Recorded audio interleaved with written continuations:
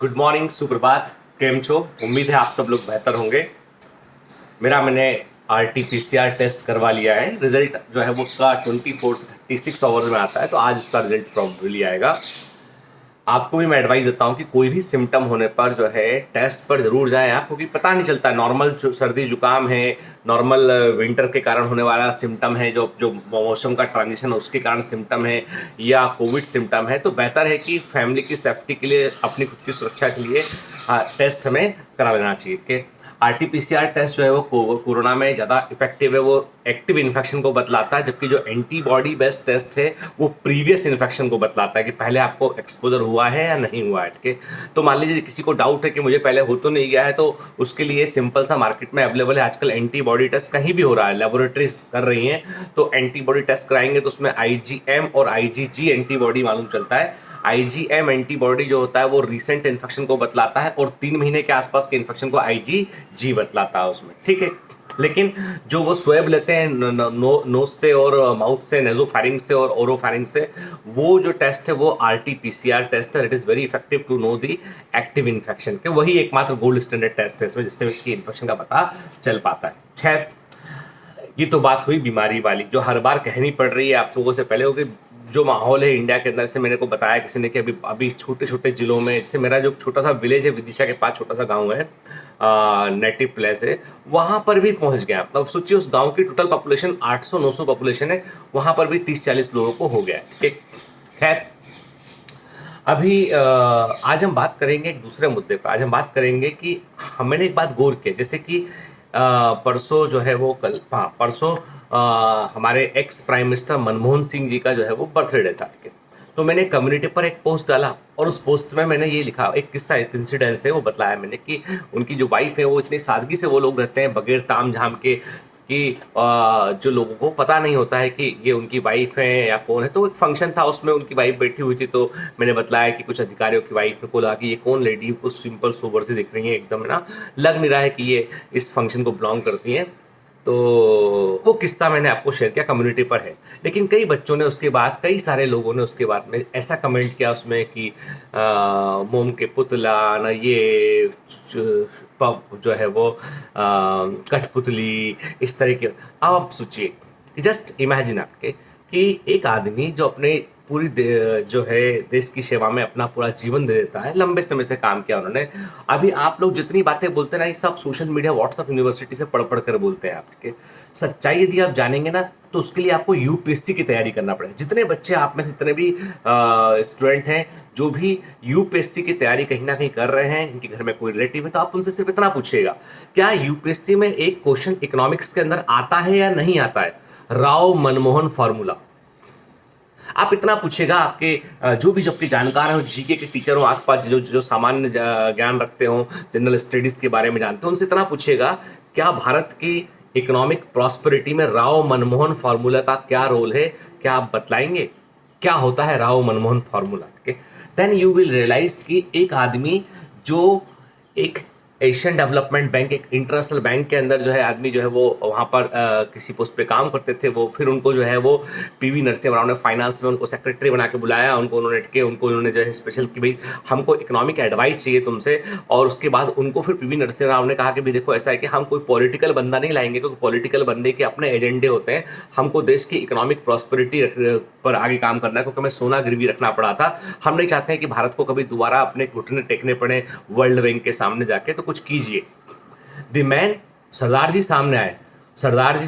सरदार जी ने जो है वो अपना पूरा दम खम रहा के उन्होंने पूरी देश की इकोनॉमी को, उन्होंने जो है वो ग्लोबलाइजेशन, प्राइवेटाइजेशन के, और इसके अलावा हम कहते हैं कि जो है वो जो सेल्फ कैपेबिलिटी को बिल्ड करना हुआ अपना, ठीक है ना, और इन्वेस्टमेंट को लेके आना, सारे काम उन्होंने किए, और धीमे धीमे हमारा देश जो है वो इकोनॉमिक प्रॉस्पेरिटी पर ऊपर बढ़ने लगा। यदि हम ऐसा ना करते ना, तो हम थाईलैंड और मलेशिया से आज भी पीछे हैं। यदि हम देखें उसकी उसकी उसकी जो ओवरऑल जो ग्रोथ को देखें ना, तो वैसी ग्रोथ में हम जो है वो उनसे और पीछे, बहुत पीछे रह जाते हैं। ठीक है, तो उन लोगों ने पूरा अपना जीवन उसमें लगा दिया काम। अब आप में से कई लोग बोलते, सर वो तो बोलते नहीं थे, ये नहीं थे। अच्छा, एक बताइए, क्या बोलने से देश में फर्क पड़ेगा?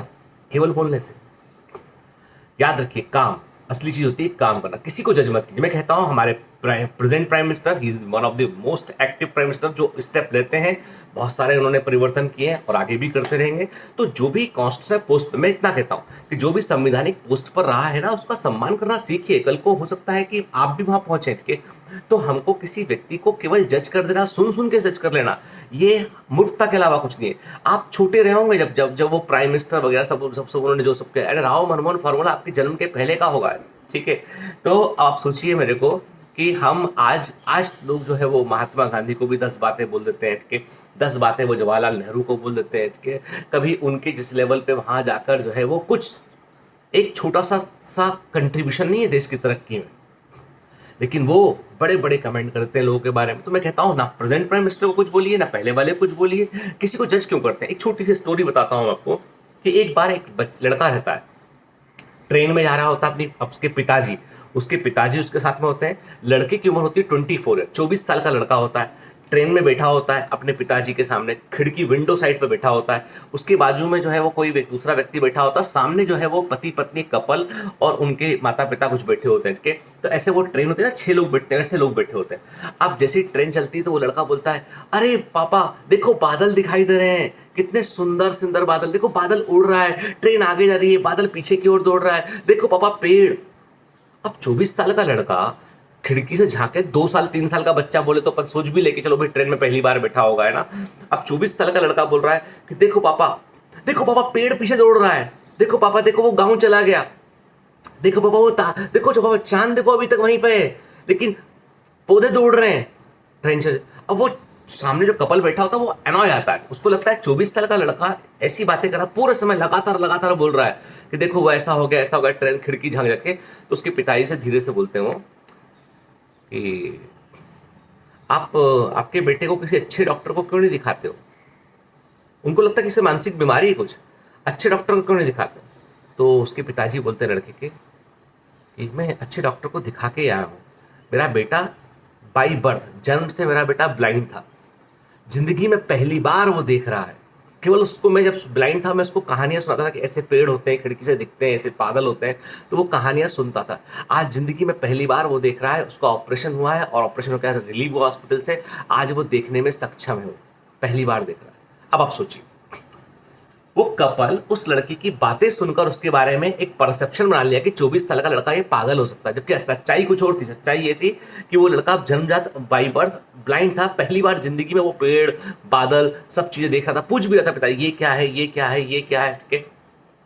तो कई बार क्या होता है जिंदगी में हम सामने वाले की कहानी जानते ही नहीं है, पर हम अपना एक ओपिनियन लेके उस कहानी को जज करना शुरू करते हैं। मैं हमेशा कहता हूँ जिंदगी में यदि आप सच में 99% लोग सक्सेसफुल नहीं है क्योंकि वो जजमेंटल है, क्योंकि उन्होंने लोगों के बारे में अच्छे या बुरे ओपिनियन बना रखे हैं। मैं कहता हूं लाइफ में सफलता का एक सबसे बड़ा गोल्डन रूल है और उसको गांठ बांध लीजिए यदि आप चाहते हैं 1% सफल लोगों में होना, डोंट बी जजमेंटल।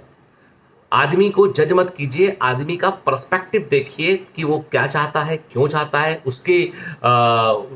उसके बूट पे जाके उसके उसके तरफ जाकर सोचिए कि वो क्या ऐसा क्यों कर रहा है, तो आप खुद पाएंगे कि हाँ शायद आप वहाँ होते तो आप वैसा व्यवहार करते, ठीक है? इसलिए कभी भी जजमेंटल मत होइए। और इस तरह के पोस्ट पर जैसे कुछ पोस्ट आता है उस पर पॉलिटिकल कमेंट ये सब है ना, तो आप बुद्धिमान नहीं है बहुत ज़्यादा।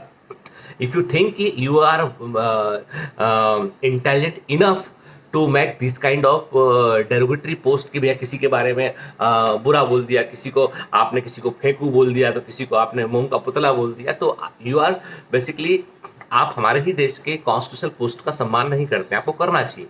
आप जब तिरंगे का सम्मान करते हैं तो उस तिरंगे की रक्षा करने के लिए हमारे प्रेसिडेंट का पद है उसका सम्मान कीजिए, सुप्रीम कोर्ट के जस्टिस है उनका सम्मान कीजिए, क्योंकि आप व्यक्ति का सम्मान की बात नहीं कर रहा हूं मैं।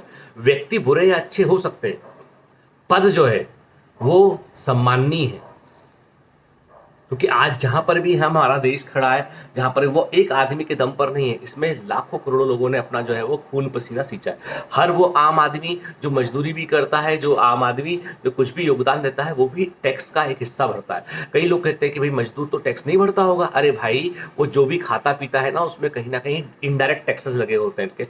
हमारे इंडिया में कोई ऐसा आदमी नहीं जो टैक्स ना भरता हो। आप यदि टैक्स, आप छोटे बच्चे मान लो आप भी कोई भी बोतल खरीदते हैं पानी का, तो उस पर भी वेट टैक्स लगा होता है उसके अंदर के। We all are paying taxes, ठीक है ना? तो इस देश में एक आम आदमी का जितना कंट्रीब्यूशन उतना ही कंट्रीब्यूशन ऊपर वाले आदमी का है, लेकिन हमें किसी के बारे में जो इतनी बड़ी उम्र में है, बुजुर्ग व्यक्ति हैं, हमें किसी के बारे में ऐसे कमेंट करना शोभा नहीं देता है। मेरा आप लिख के मैं आपसे सिर्फ रिक्वेस्ट कर सकता हूँ, बाकी आपको अपनी पर्सनालिटी आपको डेवलप करना है, कैसा आप डेवलप करना चाहते हैं कि हम दो तरह के लोग बन सकते हैं, जहर बुझे तीर बन सकते हैं हम, या जहर का उपचार करने वाली औषधि बन सकते हैं हम या तो जहर भरे तीर बन सकते हैं या हम जहर का उपचार करने वाली औषधि या ड्रग बन सकते हैं। डिपेंड करता है आप पर, चॉइस इज योर्स।